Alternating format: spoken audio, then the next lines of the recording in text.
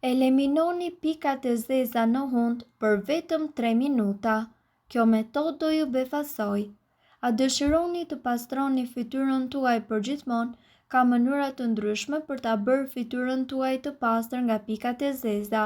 Përdorimi i sodës së bukës është një mënyrë popullore e pastrimit të njollave dhe plagëve pa pasur efekte anësore.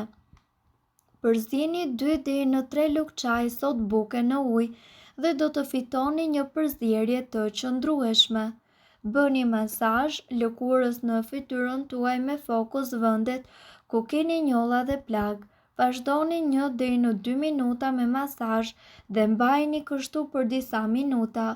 Lajini fytyrën me ujë të ngrohtë dhe më pas aplikoni krem natyral, preferohet vaj ulliri.